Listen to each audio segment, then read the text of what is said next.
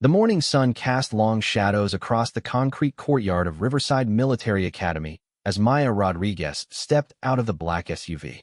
Her father, Colonel Rodriguez, grabbed her duffel bag from the trunk while she stood quietly, taking in her new surroundings. The academy buildings rose like gray fortresses around them, their windows reflecting the early light like watching eyes. "Remember what we talked about," her father said softly, placing a gentle hand on her shoulder. "Keep your head down, focus on your studies, and don't let anyone know about your background. You're here to be a normal teenager, not a soldier." Maya nodded, though every fiber of her being screamed against the idea of hiding who she really was. For the past 6 years, she had lived a life most adults couldn't imagine. While other kids her age were worried about homework and crushes, she had been training in some of the most dangerous places on Earth. Her mother's death in a classified mission had changed everything, leading to this moment where she would try to blend in with regular military academy students. The irony wasn't lost on her. Riverside Military Academy was considered elite, training the children of military families and wealthy civilians who wanted their kids to have discipline and structure. But compared to where Maya had been, this place looked like summer camp. As her father drove away, Maya hefted her bag and walked toward the main building. Students were already moving around the campus, some jogging in formation, others heading to morning classes. She noticed how they carried themselves with practiced military bearing, chests out, shoulders back. It was impressive for teenagers, but Maya could spot the differences immediately. Their movements were precise, but lacked the fluid efficiency that came from real combat training. Their eyes were alert, but didn't constantly scan for threats the way hers did. The administration building was busy with morning activity. Maya found the main office and approached the desk where a stern-looking woman with graying hair was typing on a computer. "Excuse me," Maya said politely. "I'm Maya Rodriguez. I'm supposed to start today." The woman looked up and studied Maya for a moment. She saw a 17-year-old girl of average height with dark hair pulled back in a simple ponytail. Maya wore plain civilian clothes, jeans, and a navy blue sweater, and carried herself with quiet confidence. Nothing about her appearance suggested anything unusual, which was exactly how Maya preferred it. "Ah yes, the transfer student from overseas," the woman said, shuffling through some papers. "I'm Mrs. Henderson, the registrar. Your father arranged everything last week. Here's your class schedule, dormitory assignment, and student handbook." Maya accepted the papers and glanced over them quickly. Her schedule included standard military academy courses, military history, tactical studies, physical training, mathematics, literature, and leadership development. Her dormitory assignment was in Hawk Hall, room 204. "Classes start at 0800 hours, Mrs. Henderson continued. "That's in about 30 minutes. I suggest you get settled in your room first and find your way around. Your roommate is Sarah Chun. She's been here for 2 years and can help orient you." Maya thanked her and left the office, following the signs toward Hawk Hall. The dormitory was a 3-story brick building that looked like it had been built in the 1940s, but was well maintained. Students were coming and going, some in PT gear after morning exercises, others in the academy's standard uniform of gray slacks, white shirts, and navy blue blazers. Room 204 was on the second floor. Maya knocked briefly before using the key Mrs. Henderson had given her. The door opened to reveal a neat but lived-in space with 2 beds, 2 desks, and 2 small closets. Posters of military aircraft and inspirational quotes covered one side of the room, while the other side was completely bare. "You must be the new girl," came a voice from behind her. Maya turned to see a petite Asian girl with short black hair and bright, intelligent eyes. She wore the academy uniform and had the rank insignia of a cadet corporal on her collar. "Maya Rodriguez," she said, extending her hand. "Sarah Chun," the girl replied, shaking it firmly. "Welcome to Riverside. That's your side of the room. I tried to leave you plenty of space to make it your own." "Thanks. I don't have much stuff anyway." Sarah studied her curiously. "Transfer students are pretty rare here, especially mid-semester. Where are you coming from?" Maya had rehearsed this answer.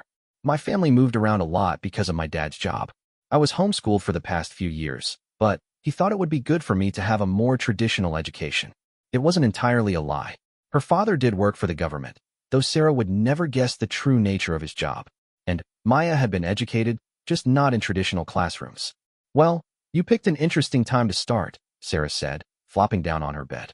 "We're in the middle of competition season. All the different companies are gearing up for the spring war games. It gets pretty intense around here. Companies. The school is divided into 4 companies: Alpha, Bravo, Charlie, and Delta. I'm an Alpha company. Each company competes in everything from academics to athletics to military exercises. The War Games in May are the biggest event of the year. The winning company gets bragging rights and some pretty cool privileges. Maya unpacked her few belongings while Sarah explained more about academy life. The routine was familiar to Maya. Reveille at 0600, morning PT, classes, afternoon training, evening study period, and lights out at 2200. What struck her as unusual was how regimented everything was for activities that she considered basic life skills. Fair warning, Sarah said as Maya hung up her civilian clothes. Alpha Company has some people who can be challenging, especially the senior cadets. They take the whole military hierarchy thing pretty seriously. What do you mean? Well, there's this guy named Brad Morrison. He's a cadet captain and thinks he's already a Navy SEAL or something. He and his buddies like to make life difficult for new students, especially if they think you don't belong here. Maya raised an eyebrow. Don't belong.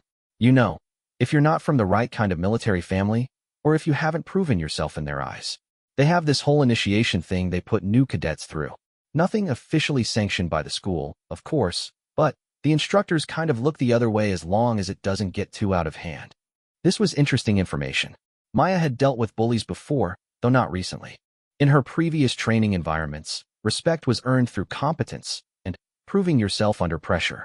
She wondered what passed for proving yourself at a place like this. The warning bell for first period rang, echoing across the campus. Sarah jumped up and grabbed her books. Come on, I'll walk you to your first class.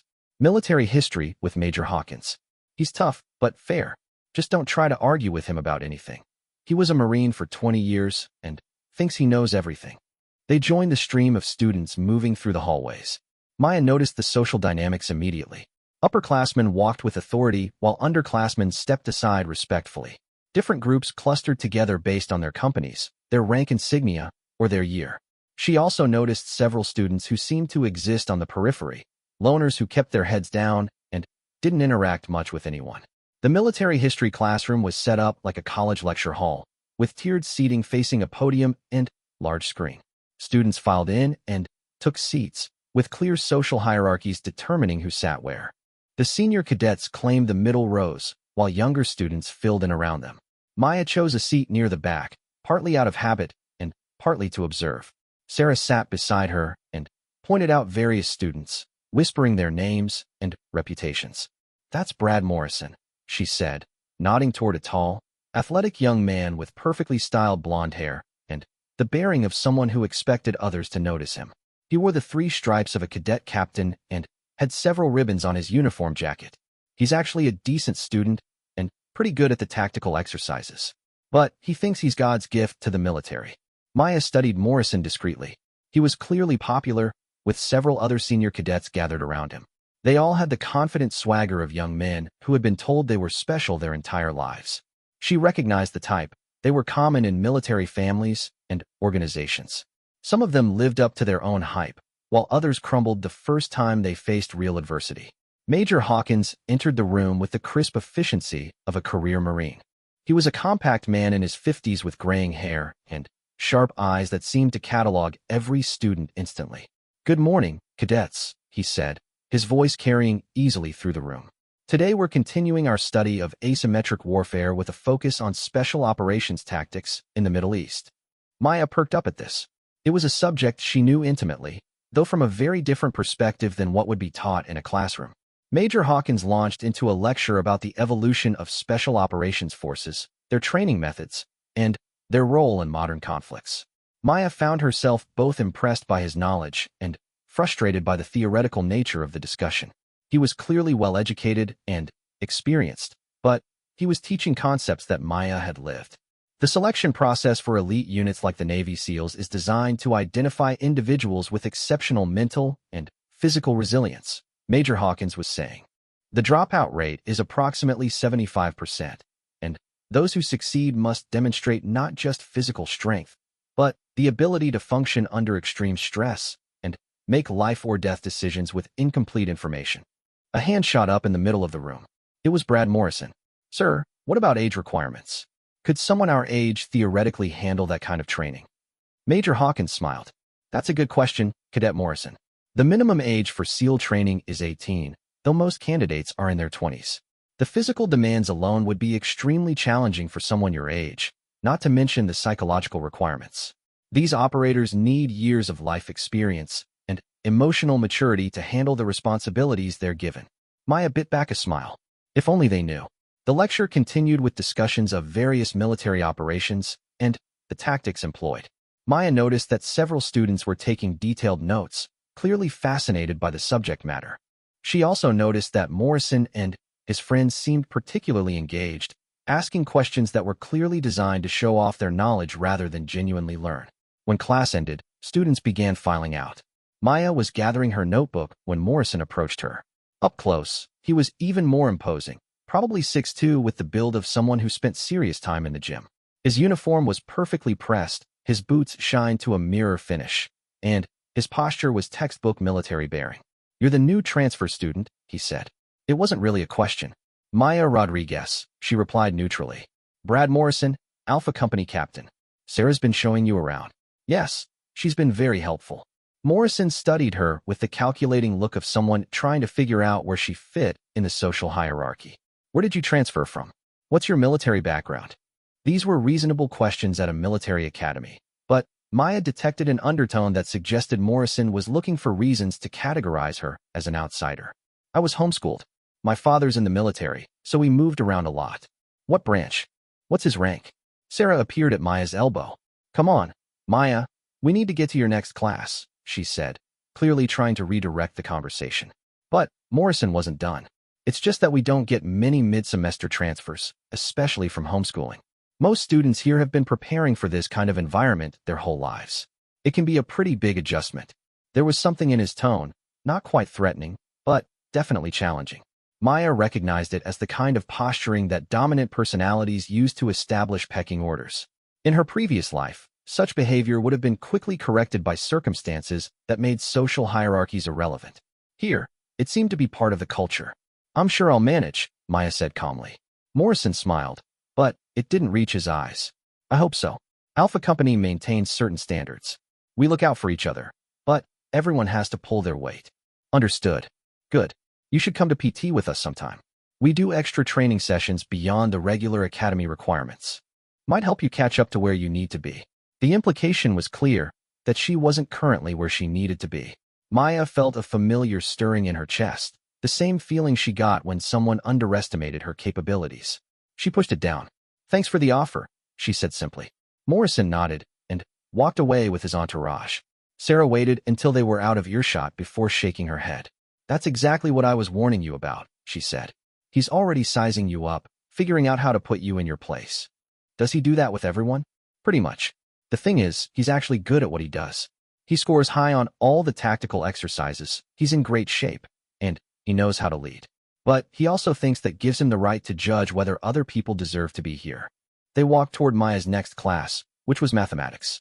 Sarah continued explaining the social dynamics of Alpha Company and the academy in general. Maya listened carefully, filing away information about key personalities, unofficial hierarchies, and unwritten rules. The rest of the morning passed without incident. Maya's classes were challenging, but not particularly difficult given her educational background.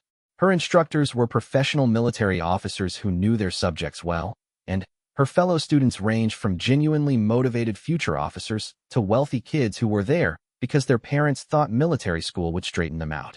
Lunch was served in a large dining hall with long tables arranged by company. Sarah led Maya to the Alpha Company section, where they found seats with some of Sarah's friends. Maya was introduced to several other cadets, most of whom seemed friendly enough, though she noticed they all glanced toward Morrison's table as if seeking approval for their social interactions. "So Maya," said a girl named Jennifer, "what kind of training did you do before coming here? Any martial arts or sports?" It was an innocent question, but Maya knew her answer would be carefully evaluated. In her real training, she had mastered several forms of hand-to-hand combat, become expert in multiple weapon systems, and developed skills that most professional soldiers never acquired. But Maya Rodriguez, the homeschooled teenager, would have had very different experiences. "Some basic self-defense," she said. "And I stayed in pretty good shape, but nothing too formal." "Well, you'll get plenty of opportunities here," said a boy named Marcus. "We have martial arts clubs, competitive shooting teams, survival training courses. Plus the regular PT program is pretty intense." "How intense?" Maya asked, though she suspected she already knew the answer. "Morning runs, obstacle courses, weight training, tactical movement drills. The instructors are all former military, so they don't go easy on us. Some kids wash out in the first few weeks because they can't keep up." Maya nodded thoughtfully. Physical training had been such a constant part of her life for so long that she sometimes forgot it was challenging for normal people.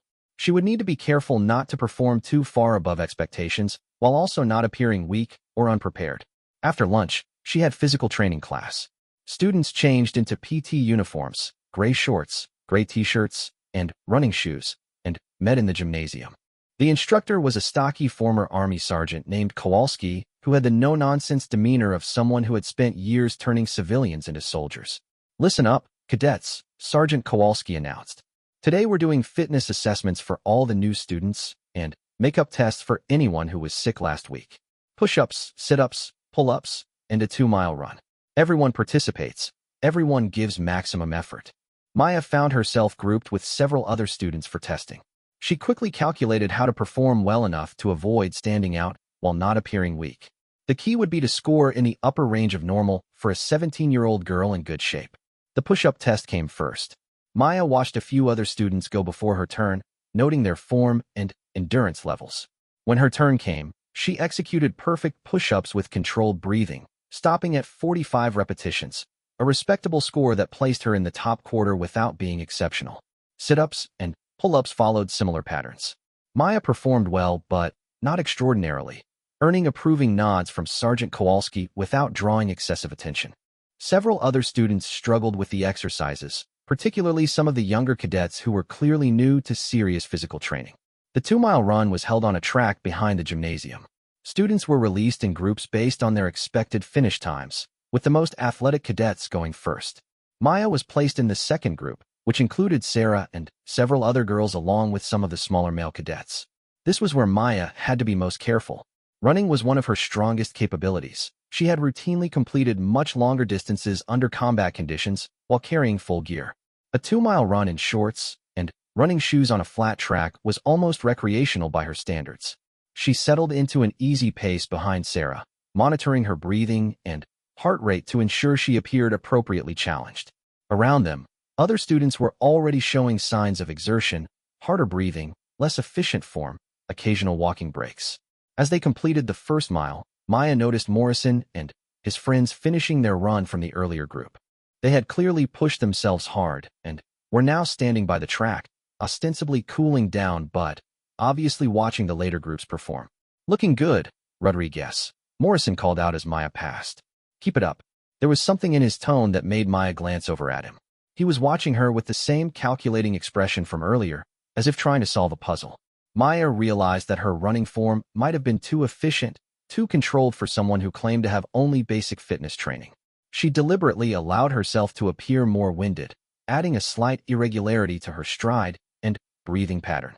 When she crossed the finish line, her time was respectable but not remarkable, fast enough to demonstrate decent conditioning, but not so fast as to raise questions. "Nice work, Rodriguez," Sergeant Kowalski said, marking her time on his clipboard. "You've clearly been keeping yourself in shape. A few months of our program, and you'll be in the best condition of your life." Maya thanked him and joined Sarah in the cool-down area. She noticed Morrison was still watching her, though he tried to make it look casual. Their eyes met briefly, and Maya saw something there that made her slightly uneasy. Not suspicion exactly, but definitely heightened interest. The rest of the afternoon passed with classes and study periods. Maya began to understand the rhythm of academy life and the unspoken rules that govern social interactions. By evening, she felt like she had a reasonable grasp of her new environment, though she knew the real challenges were yet to come. Dinner was similar to lunch, company seating, cafeteria food that was actually quite good, and conversation that ranged from academic topics to speculation about upcoming military exercises. Maya continued to play her role as the quiet new student, listening more than talking and asking questions that demonstrated appropriate curiosity without revealing too much knowledge. After dinner came evening study period, which was mandatory for all cadets. Maya and Sarah returned to their room, where they spread out textbooks and began working on assignments. Maya found the coursework engaging but not particularly challenging given her educational background, which had included advanced mathematics, multiple languages, history, and technical subjects that weren't even taught at most civilian schools. "So how was your first day?" Sarah asked during a study break. "Good. Everyone seems pretty dedicated here." "Yeah, most people take it seriously. The ones who don't usually don't last very long." "What did you think of PT?" "It was fine. Sergeant Kowalski seems like he knows what he's doing." Sarah studied her for a moment. "You seemed pretty comfortable with the whole thing." "Most new students struggle more, especially with the running." Maya shrugged. "I guess I've always been pretty active." It was becoming clear that she would need to be even more careful about not standing out. In her previous training environments, excellence was expected and encouraged. Here, she was supposed to be a normal teenager learning these skills for the first time. The challenge wasn't in performing the tasks, it was in performing them at exactly the right level. "Fair warning," Sarah said quietly, glancing toward the door. "Morrison was asking about you at dinner. He wanted to know more about your background, where you came from, that kind of thing." "What did you tell him?" "Just what you told me. Military family, lots of moving around, homeschooled." "But he seemed really interested." "Sometimes when he gets curious about someone, it means they're going to get extra attention during training exercises." "What kind of extra attention?" Sarah hesitated. "Well, like I mentioned before, there are unofficial initiation things that happen. Not hazing exactly, but tests to see if someone has what it takes to be part of the group. For most students, it's just some extra physical challenges or maybe getting singled out during tactical exercises. But sometimes what? Sometimes he and his friends decide someone doesn't belong here, and they make their life pretty miserable until they transfer out or quit. It's never anything you could officially complain about, but it can get pretty intense." Maya absorbed this information with interest. She had dealt with hostile environments before, though usually the stakes were considerably higher than social acceptance at a military academy. Still, she was here to blend in and avoid drawing attention to herself. Having Morrison decide she was a problem would complicate that goal significantly. "Has he ever been wrong about someone?" she asked. "What do you mean? Has he ever targeted someone who turned out to be tougher than he expected?" Sarah thought about it. "Not really. He's pretty good at reading people. The students who end up leaving usually really aren't cut out for this place." But what? "There was this one guy last year. Transfer student like you, but from another military academy. Morrison's crew decided he was too soft and started giving him a hard time. Turned out the guy had some serious martial arts training that nobody knew about. When things got physical, Morrison ended up in the infirmary with a dislocated shoulder." "What happened to the other guy?" "He got expelled. Officially for fighting, but everyone knew Morrison had started it. The thing is, even though he won the fight, he still lost because he couldn't stay at the school." This was useful information. Maya filed it away along with everything else she had learned about Morrison and the Academy's power dynamics. She was beginning to understand the rules of engagement here, and they were more complex than simple physical confrontation. The evening study period ended at 2,100 hours, followed by final inspection and lights out. Maya lay in her narrow dormitory bed, staring at the ceiling and thinking about her first day. In some ways, it felt absurd to be worried about teenage social dynamics after the experiences she had been through. But she also understood that her mission here, to be a normal student and stay under the radar, was as important as any she had been given. Outside her window, she could hear the sounds of a military academy settling down for the night. Footsteps in the hallways, muffled conversations, the distant sound of a bugle playing taps. It was familiar and comforting in its way, even though the stakes felt so much lower than what she was used to. Tomorrow would bring new challenges as she continued to navigate her dual existence, the trained operative hiding inside the body and identity of a teenage military academy student. She had successfully completed many difficult missions, but this one might prove to be the most complex yet. As she drifted off to sleep, Maya wondered if Morrison's interest in her would fade or intensify. Something told her it was going to be the latter, and that meant she would need to be very careful about how she handled whatever tests he had in mind. She had spent years learning how to blend into dangerous environments, but this was the first time she had been asked to blend down rather than up. The last thing she thought before sleep took her was her father's words: "Keep your head down, focus on your studies, and don't let anyone know about your background." It sounded simple enough, but Maya was already beginning to understand that simple and easy were not the same thing at all. The second week at Riverside Military Academy brought Maya's first real test. She had settled into the routine of classes, physical training, and dormitory life, carefully maintaining her cover as an average new student. But Morrison's interest in her hadn't faded as she had hoped. If anything, it seemed to be growing stronger. It started with small things. Maya would catch him watching her during meals, studying her movements during PT, asking casual questions about her background to other students. She could feel him probing, trying to find something that didn't quite fit with the story she had told about being a homeschooled military kid. The morning everything changed began like any other. Maya woke before reveille, a habit from her previous training that she couldn't shake. She lay quietly in her bed, listening to Sarah's steady breathing and watching the gray pre-dawn light filter through their small window. At exactly 0600 hours, the bugle call echoed across campus, followed by the sound of cadets stirring to life throughout the dormitory. Morning PT was a 3-mile run followed by calisthenics in the gymnasium. Maya had learned to pace herself carefully, staying with the middle of the pack and appearing appropriately challenged without standing out. She had also started deliberately making small mistakes, taking a wrong turn during formation runs, struggling slightly with exercises she could have performed perfectly. But this morning felt different. As the cadets assembled on the track, Maya noticed Morrison and several of his friends positioning themselves near her group.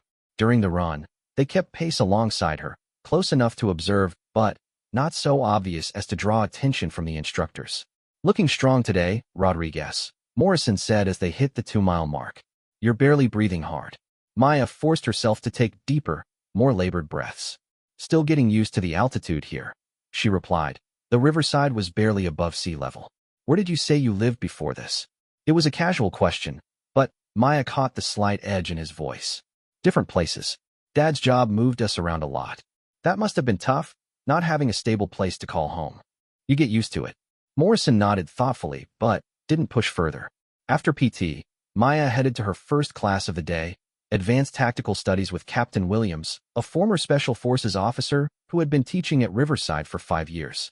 The classroom was set up with large tables that seated 4 students each, encouraging group discussion and collaborative problem-solving. Maya found herself at a table with Sarah, Marcus, and Jennifer, the same group she usually ate lunch with. The morning's lesson focused on small unit tactics in urban environments. "Today we're going to run through a scenario," Captain Williams announced.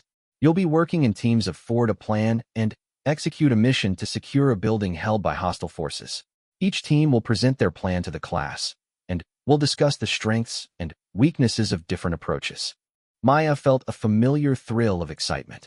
This was the kind of challenge she had trained for extensively, though her experience had been with real bullets and actual enemies rather than classroom exercises. She would need to contribute to her team's planning while being careful not to reveal too much expertise. The scenario was straightforward: a 2-story office building with multiple entry points, unknown number of hostiles, and civilian hostages on the 2nd floor. Teams had 30 minutes to develop their approach. "Okay," Marcus said, spreading out the building schematic on their table. "What do you guys think? Front assault, or try to find another way in?" Jennifer pointed to a side entrance. "What about going in here? It looks like it leads to a stairwell we could use to get to the 2nd floor." "That could work," Sarah agreed. "But we'd be exposed crossing the open area to get there." Maya listened to their discussion, biting back suggestions that came from real-world experience. The plan they were developing would work in a training scenario, but it made several assumptions about enemy positions and reactions that could prove fatal in actual combat. "What do you think, Maya?" Marcus asked. "You've been pretty quiet." Maya studied the schematic, choosing her words carefully. "Well, what if we created a distraction at the front entrance to draw their attention while a smaller team went in the back?" "That's not bad," Sarah said. "Split their focus." "But how do we coordinate timing?" Jennifer asked. "If the distraction team goes in too early or too late, the whole thing falls apart." Maya almost mentioned the communication protocol she had used in similar situations, but caught herself. "Maybe we could use hand signals or something simple." It wasn't her best tactical thinking, but it was appropriate for a teenager with no real military experience. The team developed a workable plan based on her suggestion, though Maya could see several ways it could be improved with more advanced techniques. When presentation time came, each team explained their approach to the class.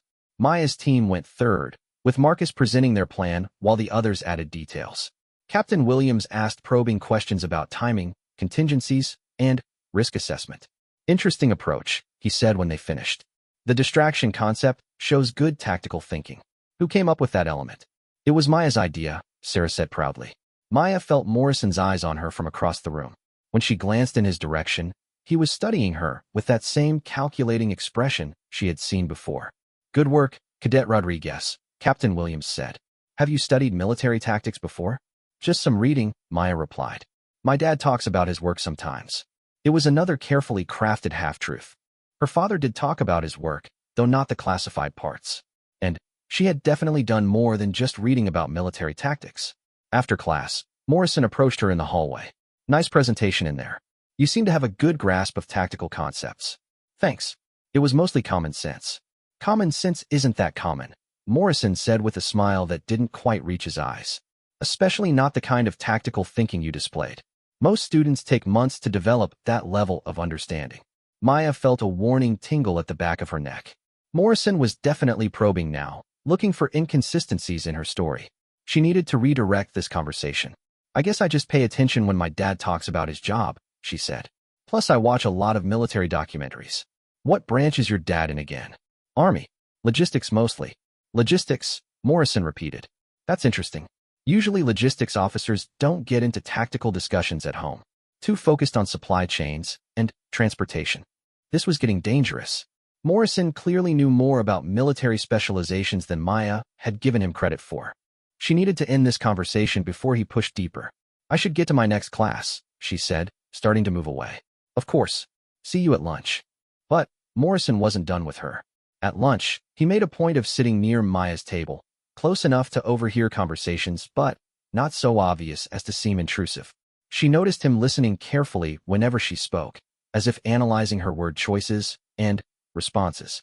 The afternoon brought combat training class, which was held in a specialized facility behind the main gymnasium. The instructor was Master Sergeant Torres, a compact woman with the fluid movements of someone trained in multiple martial arts disciplines.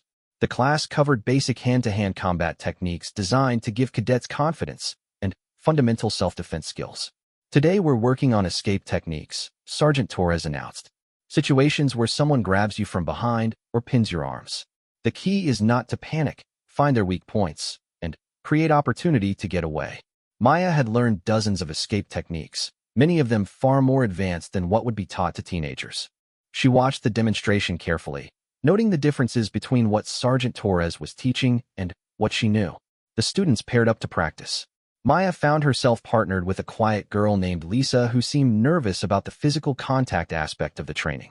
Maya was gentle and encouraging, helping Lisa understand the basic movements without overwhelming her. You're really good at this, Lisa said after successfully executing an escape technique. Have you done martial arts before? Just some basic self-defense classes, Maya replied, which was technically true if you considered advanced combat training to be basic. From across the room, Maya could see Morrison working with one of his friends, but she noticed him glancing in her direction frequently. When Sergeant Torres called for partner rotations, Morrison made sure to end up paired with Maya. Let's see what you've got, Rodriguez, he said with a challenging grin. This was clearly a test. Morrison was bigger and stronger than Maya, and he obviously had some training of his own. In a real confrontation, Maya could have disabled him in seconds using techniques designed for life-or-death situations. But Maya Rodriguez, the homeschooled teenager, would need to handle this very differently. They started with basic positioning, with Morrison acting as the aggressor and Maya practicing escape techniques. Morrison applied more pressure than necessary, testing her reactions and limits. Maya responded with the technique Sergeant Torres had demonstrated, adding just enough variation to show she was thinking but not so much as to suggest advanced training. Good instincts, Morrison said after Maya successfully broke his hold. You don't panic under pressure. Thanks. Let's try something a little more challenging. Without warning, Morrison grabbed Maya from behind in a bear hug, pinning her arms to her sides and lifting her slightly off the ground. It was more aggressive than the demonstrated technique, and clearly designed to test her response to a real threat. Maya's training kicked in automatically. For a split second, her body positioned itself to execute a counter that would have sent Morrison to the floor with considerable force. But she caught herself just in time, instead struggling in a way that looked panicked but ineffective. Help, she called out. following the protocol Sergeant Torres had established for students who felt overwhelmed. Sergeant Torres was there instantly, separating them with a sharp command. "Cadet Morrison, what was that?" "Sorry, Sergeant. I guess I got carried away. The techniques we're practicing are designed for specific scenarios. Don't freelance during training exercises. Are you all right, Cadet Rodriguez?" Maya nodded, playing up being slightly shaken. "I'm fine. Just caught me off guard." But Morrison was watching her with new interest. Maya realized she might have made a mistake in how she had positioned herself during those first crucial seconds. Someone with his training might have noticed that her initial reaction had been more controlled than her subsequent struggling. After class, Sarah found Maya in the locker room. "Are you okay?" Morrison was being a real jerk out there. "I'm fine. Just wasn't expecting him to be so aggressive. That's what I was warning you about. He's testing you, trying to figure out if you belong here. The thing is, I think you handled it well. You followed protocol and didn't try to prove anything." Maya nodded, but privately she was worried. Morrison's interest in her was escalating, and she was walking an increasingly narrow line between maintaining her cover and responding appropriately to his challenges. The evening brought study period, but Maya found it hard to concentrate on her textbooks. She kept thinking about Morrison's behavior and wondering what his next test might be. Sarah was absorbed in a physics problem set, so Maya had time to think without having to maintain conversation. Around 20-30 hours, there was a knock at their door. Sarah answered it to find one of Morrison's friends, a senior cadet named Kevin Walsh. "Rodriguez," he said, looking past Sarah to Maya. "Morrison wants to see you in the common room." "What for?" Sarah asked. "Just wants to talk. Nothing official." Maya exchanged glances with Sarah. This felt like the escalation she had been expecting, but she couldn't refuse without appearing to hide something. "I'll be right there," she said.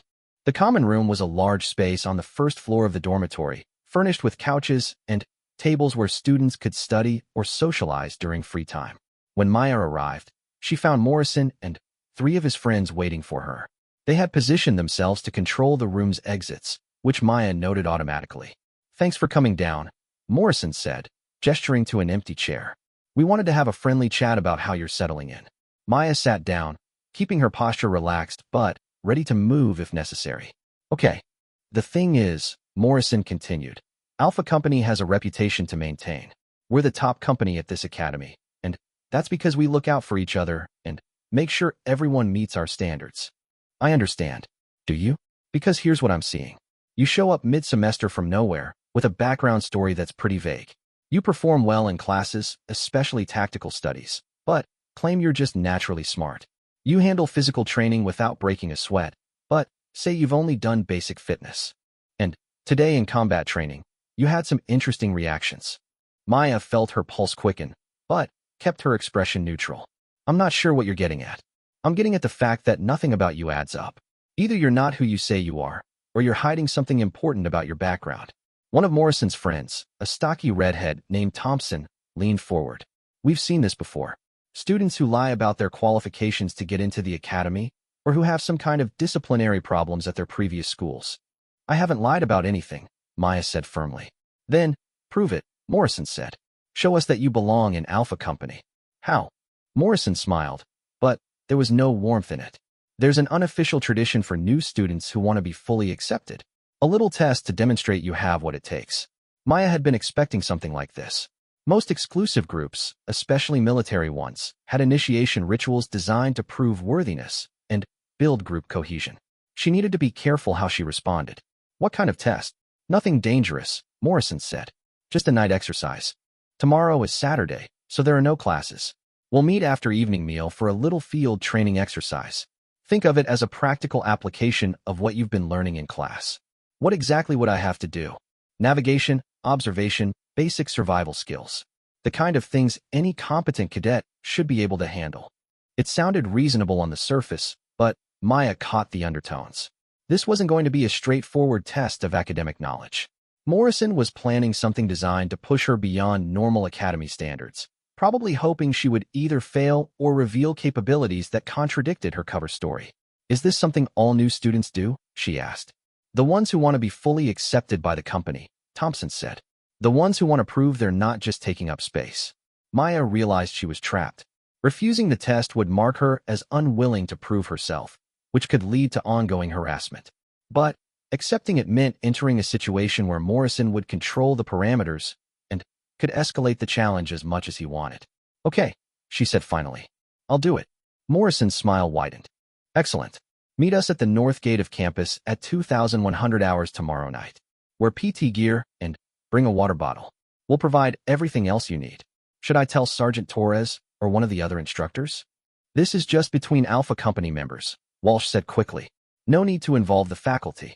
That confirmed Maya's suspicion that this test would go beyond officially sanctioned activities. She was being set up for something that skirted or violated academy rules, which meant there would be no oversight or safety protocols. All right, she said, standing up. I'll see you tomorrow night. As she headed back to her room, Maya's mind was already working through possibilities. Morrison was clearly suspicious of her background and determined to expose whatever he thought she was hiding. The test would likely be designed to push her far beyond what a normal 17-year-old could handle, hoping she would either fail dramatically or succeed in a way that revealed advanced training. Sarah was still working on physics when Maya returned to their room. She looked up anxiously as Maya entered. What did Morrison want? Some kind of test tomorrow night. He says it's traditional for new students in Alpha Company. Sarah's expression grew worried. Maya, I've been here for 2 years, and I've never heard of any tradition like that. Morrison and his friends sometimes do extra training sessions, but they're not usually secretive about it. What do you think he's really planning? I don't know, but I don't like it. He's been asking too many questions about you, and now he wants to get you alone off campus? That sounds like trouble. Maya appreciated Sarah's concern, but she couldn't explain that she was probably in less danger than Morrison and his friends realized. Still, the situation was problematic. If Morrison was planning to put her through genuinely challenging scenarios, she would have to choose between maintaining her cover and protecting herself. Should I skip it? Maya asked, testing Sarah's reaction. I want to say yes, but if you don't show up, Morrison will make your life hell for the rest of the semester. He'll spread the word that you're not tough enough for Alpha Company, and some of the other students will start treating you differently. So I'm stuck. Maybe not. What if I came with you? Maya shook her head. He specifically said it was just between Alpha Company members. Besides, I don't want to get you in trouble with Morrison. They talked through various options, but ultimately Maya knew she had to go through with the test. Morrison had positioned it as a challenge to her belonging at the academy, and backing down would only confirm his suspicions that she was hiding something. The next day passed slowly. Maya went through her normal Saturday routine, sleeping in until 0700, optional PT session, personal study time, and recreational activities. But her mind kept returning to the evening's test and what Morrison might have planned. During lunch, she overheard Morrison and his friends discussing equipment and the route, though they stopped talking when she came within earshot. Whatever they were planning, it involved more than just a simple walk through the woods. The afternoon dragged on. Maya tried reading, working on homework, and even joined a pickup basketball game in the gymnasium, but she couldn't shake the feeling of anticipation. Not anxiety exactly. She had been through far more dangerous situations than anything Morrison could devise. But uncertainty about how to handle whatever challenges he presented while maintaining her cover. As evening approached, Maya began preparing for the unknown. She chose her PT uniform carefully, making sure everything fit properly without being too revealing. She added a few items to her pockets that might prove useful, a small multi-tool, some energy bars, and a basic first aid kit. Nothing that would seem unusual for a cautious student, but things that could help in an emergency. Sarah watched her preparations with growing concern. I really don't like this, Maya. Something feels off about the whole thing. I'll be careful, and if anything really dangerous happens, I'll find a way to contact the academy. How? You'll be off campus with no supervision and no official knowledge of where you're going. It was a good point. Maya was walking into a situation where Morrison controlled all the variables and no one in authority knew what was happening. In her previous training, such scenarios had backup protocols and extraction procedures. Here, she was truly on her own. At 20:50 hours, Maya left the dormitory and walked across campus toward the north gate. The sun had set, and the academy grounds were lit by streetlights and security lighting around the buildings. A few other students were out enjoying the warm evening, but most were in their dormitories for the night. Morrison and his 3 friends were waiting by the gate, all dressed in PT gear and carrying military-style backpacks. Maya noticed they were carrying more equipment than would be needed for a simple navigation exercise. Ready for this, Rodriguez? Morrison asked as she approached. As ready as I can be without knowing what this is. You'll figure it out as we go. That's part of the test. Morrison led the group off campus and into the wooded area that surrounded the academy. Maya had noticed these woods during her first week, but hadn't had occasion to explore them. They seemed extensive, with hiking trails and what looked like training areas used by the academy's outdoor programs. For the first 20 minutes, they walked along established trails by flashlight. Morrison kept up a casual conversation about academy life and Maya's impressions so far, but she could sense him watching for her reactions to the nighttime environment and physical exertion. Most students are pretty uncomfortable in the woods at night, he commented as they reached a fork in the trail.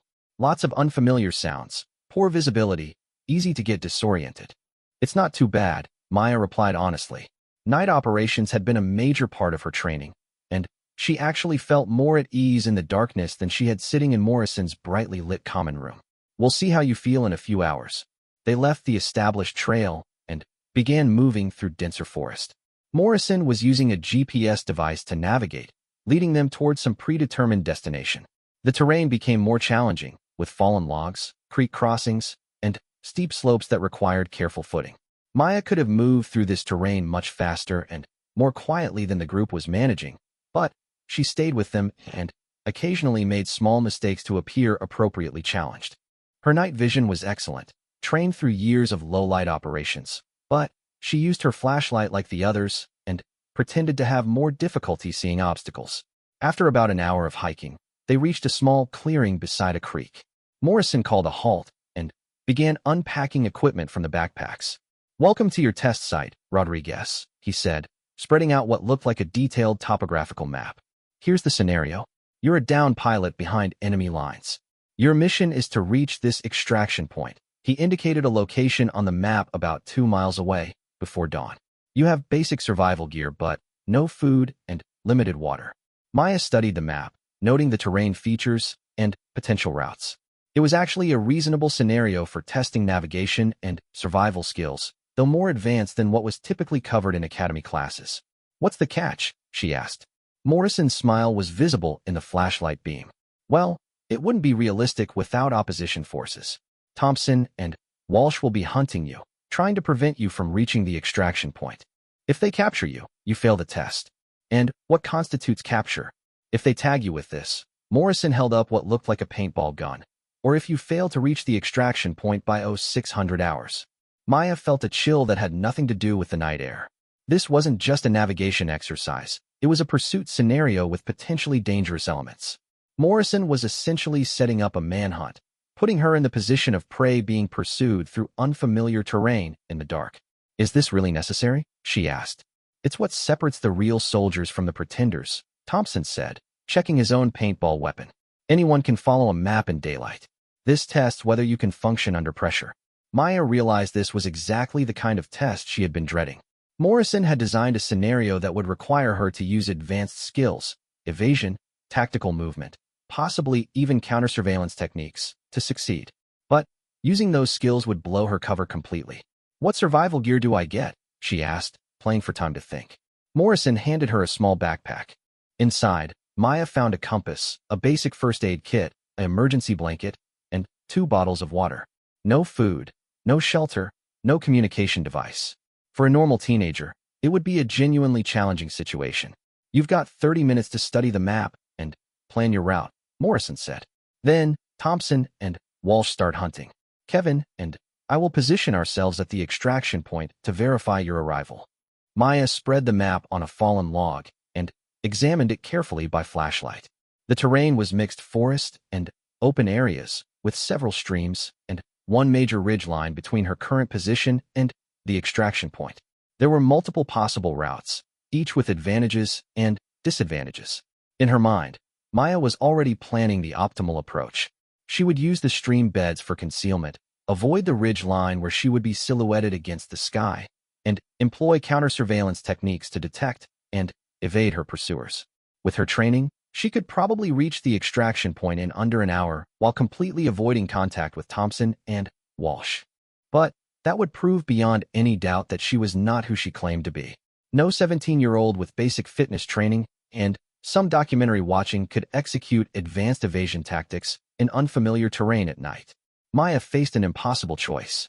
She could perform at her actual capability level and blow her cover, or she could deliberately limit herself and probably fail the test, which would confirm Morrison's suspicions that she didn't belong at the academy. As she studied the map, a third option began to form in her mind. What if she succeeded, but in a way that could be attributed to luck and determination rather than advanced training? It would require very careful performance, making the right moves while appearing to stumble into them for the right reasons. "Time's up," Morrison announced. "Rodriguez, you've got until 0600 to reach the extraction point. That's about 6 hours from now.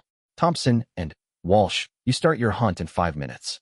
Remember, this is supposed to be challenging but not dangerous. No unnecessary risks. And if there's a real emergency, everyone has a whistle to signal for help." Maya shouldered the backpack and took one final look at the map, memorizing the key terrain features. "What happens if I succeed?" "Then, you've proven you belong in Alpha Company," Morrison said. "And if you fail?" Morrison's smile was cold in the flashlight beam. "Then, we'll know what kind of student you really are." Maya slipped into the darkness beyond the clearing, her mind already calculating distances and terrain features. She had exactly 5 minutes before Thompson and Walsh began their pursuit, and she needed to make every second count. But not in the way Morrison expected. The first decision was route selection. Her training screamed at her to take the most tactically sound approach, following the creek bed for concealment, using natural obstacles to break up her movement pattern, and establishing overwatch positions to monitor her backtrail. Instead, Maya forced herself to think like a determined but inexperienced teenager might. She chose a route that split the difference between obvious and optimal. Rather than immediately heading for the creek, she struck out directly toward the extraction point, following game trails where they existed and pushing through underbrush where they didn't. It was louder and more direct than her instincts demanded, but it was what someone with limited field experience might reasonably attempt.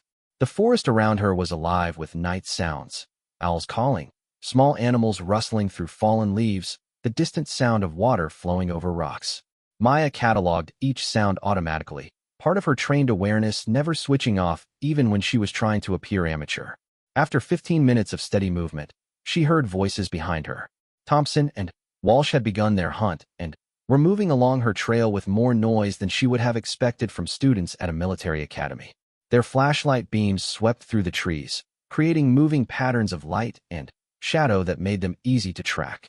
Maya paused behind a large oak tree and listened to their approach.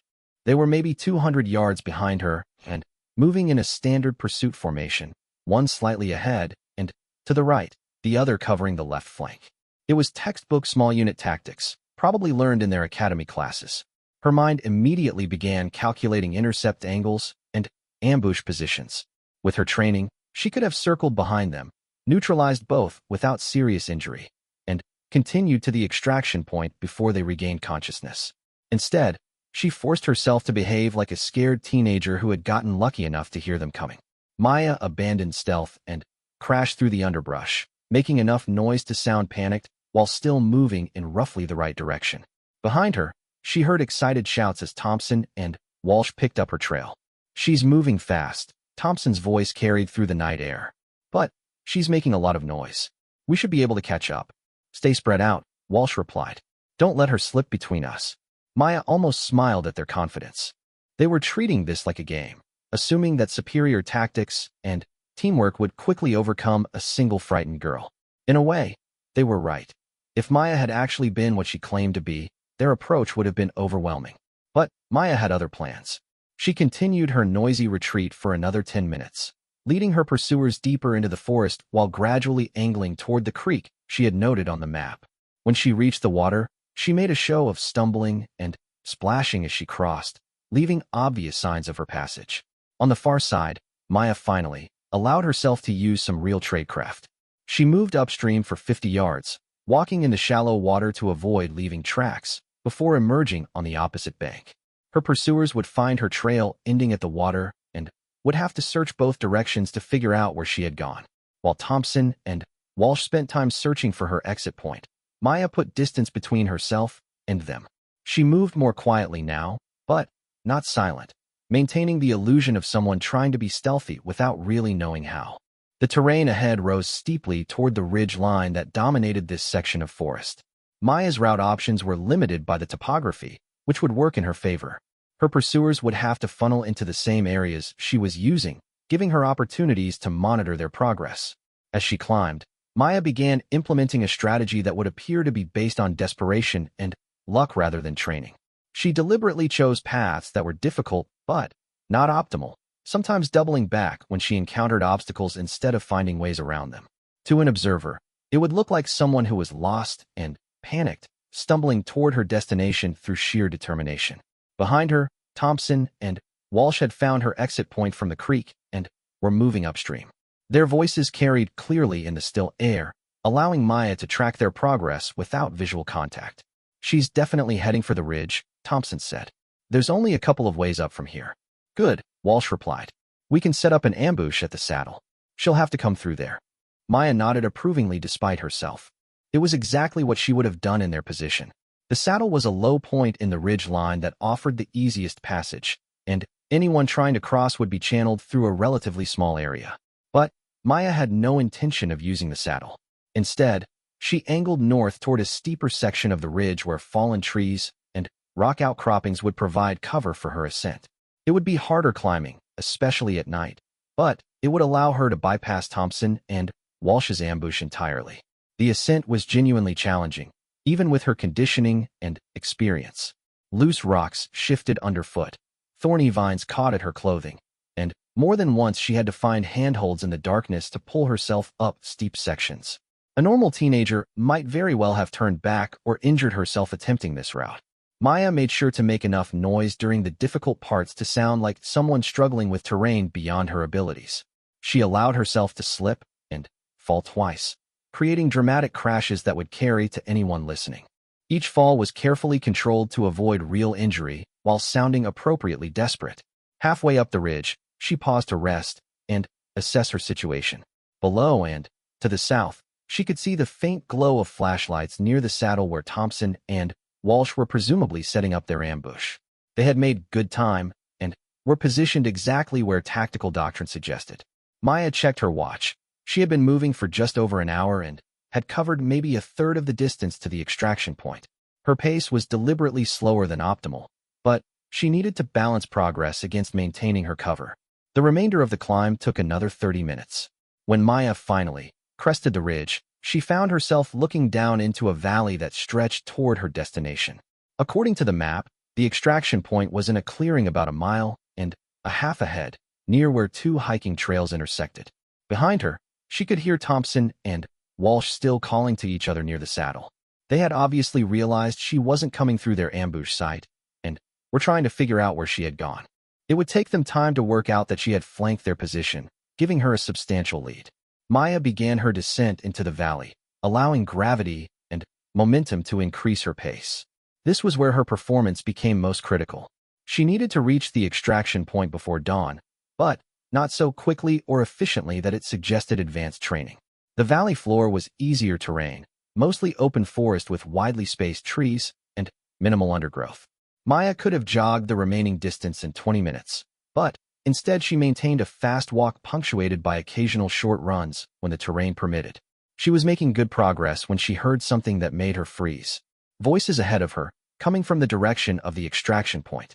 Maya dropped to one knee behind a fallen log and listened carefully. The voices were too distant to make out words, but she could tell there were at least two people, possibly three. Morrison and his partner Kevin were supposed to be at the extraction point, but they weren't supposed to be actively trying to intercept her. Moving more carefully now, Maya worked her way closer to the sound. As she approached, the voices became clearer, and she realized Morrison had changed the rules of the game. She should be coming from that direction, Morrison was saying, his voice carrying clearly in the still air. Thompson and Walsh will push her toward us, and we'll have her bracketed. What if she tries to circle around? Kevin asked. Then, we'll hear her. There's not much cover in this valley, and she's been making plenty of noise all night. Maya felt a surge of anger. Morrison had set up a trap, positioning himself and Kevin to cut off her approach to the extraction point. This wasn't just a test anymore. It was a coordinated effort to ensure she failed. But anger was a luxury she couldn't afford. Maya forced herself to think tactically about her situation. She was approximately 300 yards from the extraction point, with at least 2 hostiles between her and her objective. Behind her, Thompson and Walsh were presumably working their way down from the ridge, though they were probably still at least 30 minutes away. In a real combat situation, Maya would have had multiple options for dealing with the threat ahead. She could have used stealth to bypass Morrison and Kevin entirely, or eliminated them through surprise and superior technique. But neither approach was available to her here. Maya Rodriguez, the homeschooled teenager, would have limited options. She would be tired, probably scared, and operating with basic knowledge at best. But she would also be desperate to succeed, which could lead to taking risks that more experienced operators would avoid. Maya began working her way around the extraction site in a wide circle, moving as quietly as she could while still making enough noise to sound like an amateur trying to be stealthy. Her plan was to approach from an unexpected direction, hoping to either slip past Morrison and Kevin unnoticed or force them to reposition in ways that might create openings. The circling maneuver took nearly 40 minutes, during which Maya had to cross 2 small streams and navigate around several areas of thick underbrush. She could hear Morrison and Kevin repositioning themselves periodically, trying to maintain coverage of the most likely approach routes. As Maya completed her circle and began approaching the extraction point from the north, she realized Morrison had made a tactical error. He and Kevin were focused on the obvious approaches and hadn't adequately covered the more difficult routes. Their position gave them good visibility of the main trails, but created blind spots that a determined person could exploit. Maya found herself looking down into the clearing from a low rise about 50 yards away. The extraction point was marked by 2 trail signs where hiking paths intersected, exactly as shown on the map.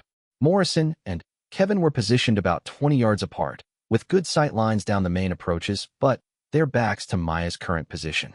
This was the moment of truth. Maya could probably slip into the clearing, touch the trail signs to mark her arrival, and escape before Morrison and Kevin realized what had happened. But that would require moving with a level of stealth that would be impossible to explain away as amateur luck. Instead, Maya chose a different approach. She worked her way closer to the clearing edge, moving with deliberate clumsiness that created just enough noise to eventually alert her watchers. When she was about 30 yards away, she stepped on a large branch that cracked loudly in the still air. "Did you hear that?" Kevin's voice was sharp with excitement. "North side," Morrison replied. "She's trying to circle around." Both young men began moving toward Maya's position, their flashlights sweeping through the trees. Maya waited until they were committed to investigating her location, then made her move. She broke cover and ran directly toward the extraction point, crashing through undergrowth and making no attempt at stealth. It was a desperate gambit that a panicked teenager might attempt, hoping to reach the objective before her pursuers could intercept her. "There she is," Morrison shouted. "Kevin, cut her off." Maya had calculated the distances carefully. Morrison and Kevin were out of position and would have to sprint to reach the trail intersection before her. She had maybe a 10-second window, but it should be enough if she ran at her normal speed.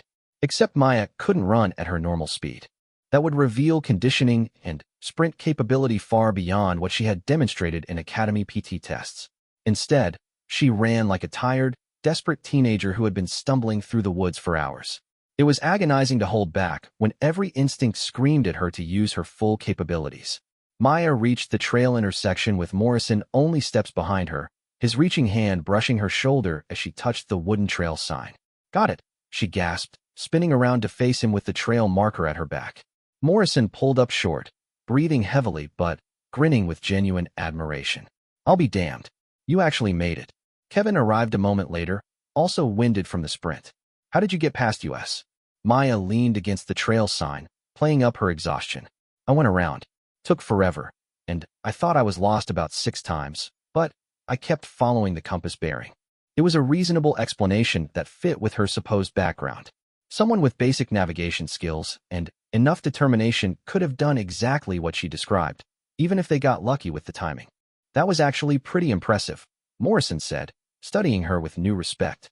"Most students would have given up when they realized we were waiting for them. I don't give up easily." Thompson and Walsh arrived 20 minutes later, having finally worked their way down from the ridge. They looked frustrated and tired, clearly unhappy about losing their quarry. "How did she get past the ambush?" Thompson demanded. Went around the hard way, Morrison explained. Came down the north face of the ridge instead of using the saddle. Walsh shook his head. That's crazy terrain at night. She could have broken her neck. But she didn't, Morrison pointed out. And she made it to the extraction point on time. The walk back to campus took another hour, with Maya maintaining her role as an exhausted but successful student. Morrison's attitude toward her had clearly shifted. He still seemed curious about her background, but there was genuine respect in his manner now. You surprised me tonight, he said as they approached the academy gates. I thought you'd fold under pressure or reveal that you'd been overselling your abilities. Instead, you found a way to succeed despite being outmanned and outgunned. Sometimes determination matters more than tactics, Maya replied. True, but determination without some basic competence would have gotten you killed in a real situation. You handled yourself well out there. Maya nodded, accepting the compliment while privately marveling at how much Morrison didn't know about what had really happened. She had succeeded in passing his test while maintaining her cover, but it had required a level of performance that she found mentally exhausting. Back in her dormitory room, Sarah was waiting anxiously for her return. Thank God you're okay, Sarah said, jumping up from her desk. I've been worried sick. What happened out there? Maya gave her a condensed version of the night's events, focusing on the navigation challenge and pursuit scenario while downplaying the more dangerous elements. Sarah listened with growing amazement. You actually outmaneuvered 4 senior cadets in the woods at night? Maya, that's incredible. No wonder Morrison was testing you. You're clearly capable of a lot more than you've been showing in class. This was exactly the kind of attention Maya had hoped to avoid. Even her carefully modulated success was drawing notice from people who knew her well. I got lucky, Maya said. And I was motivated not to fail. Lucky nothing. I've done some of those outdoor training exercises, and what you accomplish takes real skill. Morrison's going to spread the word about this, you know. By Monday, everyone in Alpha Company will know you passed his test. Maya felt a familiar knot of tension in her stomach. Success was almost as dangerous as failure when you were trying to maintain a low profile. Morrison's respect was better than his hostility, but it came with its own complications. Over the next few days, Maya found herself in an unexpected social position. Word of her night exercise had indeed spread through Alpha Company, transforming her from an unknown transfer student to someone with a proven track record. Other students began approaching her with a new level of respect, and even some of the instructors seemed to take notice of her increased confidence in class discussions. Morrison's attitude toward her had shifted completely. Where before he had been probing and challenging, now he was inclusive and almost protective. He invited her to join the advanced PT sessions he ran with his inner circle, offered study help for the more challenging tactical courses, and generally treated her as a full member of the company. You know, he said one afternoon after combat training class, we could use someone with your instincts on the competition team for the Spring War Games. Have you given any thought to trying out? Maya had been dreading this conversation. The War Games were the Academy's most prestigious event, featuring complex military scenarios that would test every aspect of cadet training. Participating would put her skills on display in front of the entire Academy leadership, creating exactly the kind of visibility she was supposed to avoid. I'm not sure I'm ready for that level of competition, she replied carefully. Are you kidding? After what you pulled off last weekend, you're one of the most tactically minded students in our class. Captain Williams has been asking about you, wondering where you developed such good instincts. This was getting worse by the minute. Faculty attention was the last thing Maya needed, especially from instructors with real military experience who might recognize capabilities that didn't match her supposed background. I appreciate the confidence, but I'd rather focus on getting my grades up first. I'm still adjusting to the Academy's academic pace. Morrison studied her for a moment. You know what? You're right to be cautious. A lot of students jump into competitions before they're ready and end up embarrassing themselves. But I think you're underestimating your own abilities. Maya managed to deflect Morrison's recruitment pressure, but she knew it was only temporary. Her successful completion of his test had created expectations that would be difficult to manage long-term. She was caught in a paradox. Performing too poorly would have exposed her to harassment and suspicion, but performing too well was creating its own problems. The situation became more complicated when Captain Williams approached her directly after Advanced Tactical Studies class. Cadet Rodriguez, a word please. Maya remained after other students filed out, trying to project calm confidence while internally preparing for difficult questions. I understand you've been impressing your company mates with some solid tactical thinking, Captain Williams said, settling behind his desk. Cadet Morrison mentioned you'd successfully completed some challenging field exercises. Just trying to prove I belong here, sir. That's commendable. But I'm curious about your educational background. Your file indicates homeschooling, but your grasp of tactical concepts suggests more formal military education. Have you attended other military schools or participated in structured training programs? Maya had prepared for this question, but coming from an experienced Special Forces officer, it carried more weight than she had anticipated. My father occasionally included me in discussions about his work, sir, and I've always been interested in military history and tactics. What's your father's specialization again? Logistics, sir. Supply chain management mostly. Captain Williams nodded slowly. Interesting. Logistics officers typically don't delve deeply into small unit tactics in their daily work. But perhaps he has broader interests. Yes, sir. He believes understanding the big picture makes you better at your specific job. It was another carefully crafted response that was technically truthful while avoiding dangerous specifics.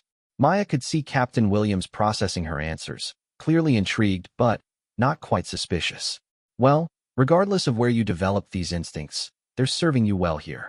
I'd encourage you to consider applying for our Advanced Tactical Leadership program next year. Students with your aptitude could benefit from more challenging coursework. Maya thanked him and escaped the conversation, but she knew the walls were closing in around her cover identity. Every success created new expectations and scrutiny. Every demonstration of competence led to harder questions about her background. That evening, she placed a carefully coded phone call to her father. "How are your studies going?" Colonel Rodriguez asked, his tone neutral but attentive. "Challenging," Maya replied, using their agreed-upon code for problematic developments. "Some of the other students have been very supportive. Almost too supportive. I